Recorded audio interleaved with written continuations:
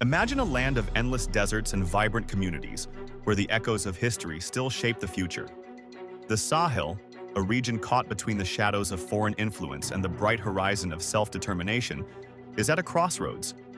As nations like Mali, Burkina Faso, and Niger strive to break free from the past, they face a painful reality: isolation, economic strain, and the devastating cost of political decisions made far from their borders. Yet in the face of adversity, a new path is emerging, one forged by the resilience of its people and the promise of unity. This is not just a fight for survival. It is a battle for sovereignty, for opportunity, and for a future defined by the Sahel itself. The question is, will the Sahel rise to reclaim its destiny, or will the chains of history continue to bind it? The Sahel region is at a crossroads. Once tethered to European influence, countries like Mali, Burkina Faso, and Niger are reshaping their destinies, determined to chart a course toward independence and self-determination. Yet, this journey is not without its challenges. Geopolitical struggles, economic sanctions, and the devastating aftermath of severed connections weigh heavily on the region. As these nations strive to free themselves from the historical constraints of foreign dominance, they face the harsh reality of international isolation, making it harder to access vital resources, markets, and diplomatic support. The impact of severed ties is felt in daily life: disrupted trade, limited access to aid, and strained economies. However, these challenges have also sparked a renewed sense of unity and resilience among Sahel countries, as they work together to build stronger regional alliances, diversify their economies, and reclaim control over their own futures. Despite the obstacles, the Sahel is determined to move forward, drawing strength from its people and a growing sense of collective purpose, ready to overcome adversity and embrace a new era of sovereignty and collaboration. Recent years have seen these nations reject foreign military presence, pivoting instead toward new alliances, such as those with Russia. Changes to mining codes and calls for sovereignty have signaled a shift, reflecting a broader desire to reclaim control over natural resources and economic policies that were often influenced by foreign powers. However, the reaction from neighboring African nations has been harsh, with some leaders criticizing these moves as destabilizing for the region. Concerns over security, economic isolation, and the potential for increased influence from non-African powers have fueled tensions. These dynamics underscore a complex geopolitical struggle, where aspirations for independence clash with fears of regional instability and the influence of external actors. In response to these changes, some neighboring countries, under the influence of French interests, took drastic and deeply inhuman actions aimed at pressuring the Sahel nations. They cut off electricity supplies, plunging hospitals into darkness and leaving patients in critical need. This wasn't just a technical or political move, it was a life-and-death decision. How could anyone stand by and let their African brothers and sisters die in hospital beds because they were deprived of power? How could you let pregnant women and newborn babies perish because there was no electricity to keep them alive? This is not just a failure of leadership, it is a betrayal of our shared humanity. Essential services were crippled, and the most vulnerable, those already struggling with poverty, conflict, and instability, suffered the most. The lack of power didn't just stop medical care. It also affected water supplies, food storage, and communication systems that people rely on to survive.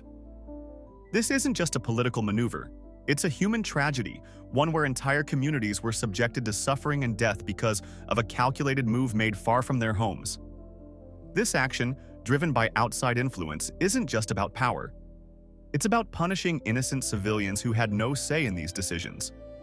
It is heart-wrenching to think that in the name of politics, lives were put on the line, and so many had to pay the price. The world needs to see the true cost of these actions, and remember that every life lost was a person, a mother, a child, someone's loved one. Borders were sealed, cutting off Sahel populations from vital resources and plunging communities into deeper hardship. This blockade, driven by external pressures and geopolitical rivalries, not only exacerbated existing humanitarian challenges, but also underscored the fragility of inter-African solidarity in the face of foreign influence. The isolation disrupted trade, access to food, and medical supplies, leaving millions vulnerable. It revealed the extent to which external forces could exploit regional divisions, challenging the vision of African unity and self-reliance while amplifying tensions across the continent. In Burkina Faso, the geopolitical tensions deepened with the capture of French spies, a move that further strained an already fragile relationship between the Sahel and its former colonial rulers. The capture of suspected French spies intensified the sense of mistrust and resentment, as Burkina Faso's government accused France of undermining its sovereignty and meddling in its internal affairs. Initially, the French government dismissed the accusations, claiming the detainees were ordinary citizens with no ties to intelligence activities. However, Burkina Faso's government presented compelling evidence, including intercepted communications and documents, proving the individuals' involvement in covert operations aimed at destabilizing the region. Under mounting international pressure, France reluctantly admitted that the detainees were indeed operatives, though they had been acting under a guise of diplomacy. This admission only served to escalate tensions, highlighting the deep fractures between African nations and their former colonial powers. The situation quickly spiraled into a diplomatic crisis, with the potential to ignite further unrest across the Sahel.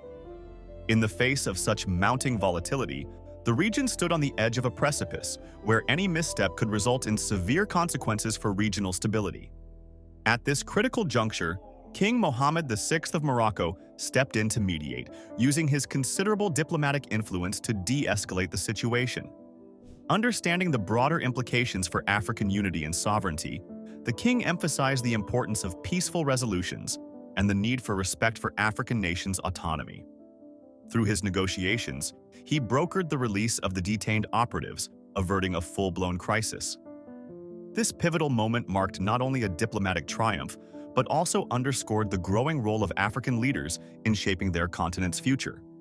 King Mohammed VI's intervention was a clear message. African nations must take control of their own destinies, without interference from external powers. Shortly after this diplomatic success, Morocco unveiled its groundbreaking initiative to connect Sahel nations to the Atlantic Ocean.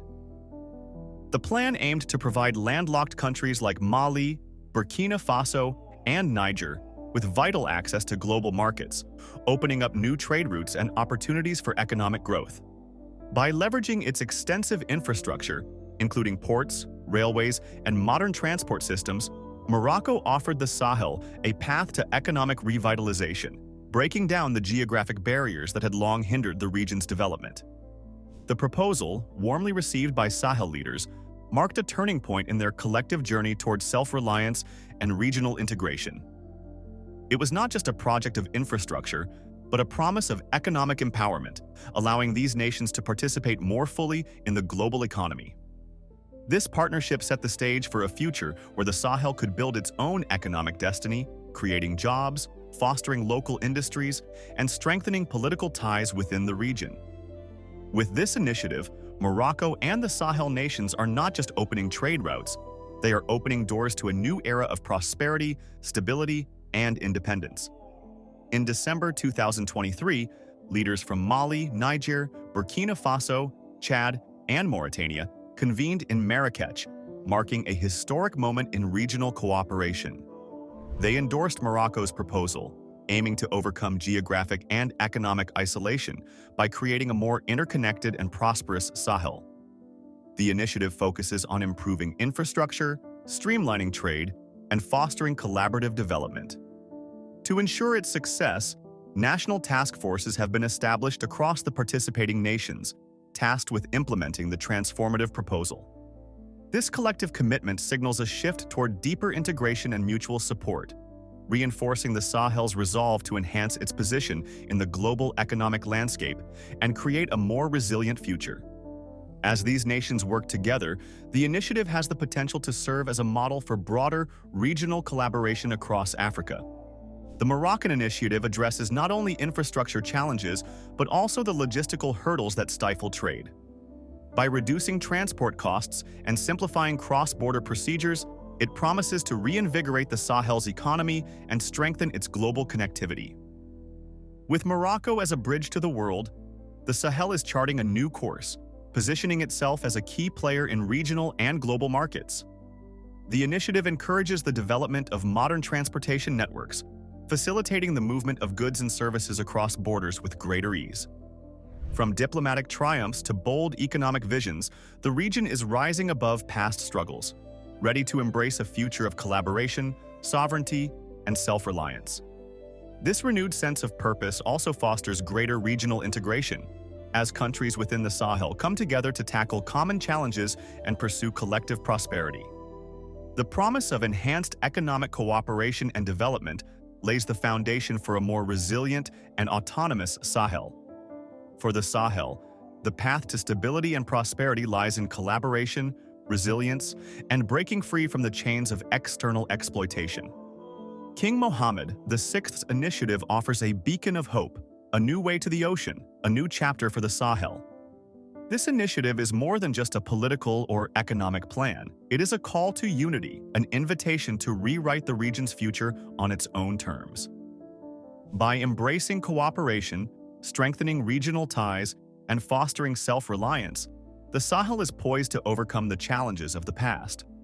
With Morocco as a partner, the region can build vital infrastructure, unlock economic potential, and cultivate a future where the Sahel's resources and people flourish, no longer at the mercy of outside forces. This new chapter is one of hope, empowerment, and renewal, where the Sahel rises not only for itself, but as a symbol of resilience for all of Africa. This moment is more than just a turning point for the Sahel. It is a moment that echoes across the continent. For too long, Africa has been defined by its struggles, colonization, and the exploitation of its vast resources. But now, a new story is being written, a story of unity, independence, and sustainable growth. The Sahel is leading the way, proving that Africa's destiny is in its own hands, built not on the whims of foreign powers, but on the strength and ingenuity of its people. With the courage to collaborate, the determination to thrive, and the wisdom to reclaim its place in the world, the Sahel stands as a beacon of possibility, a testament to what is possible when nations come together to create a future they can call their own.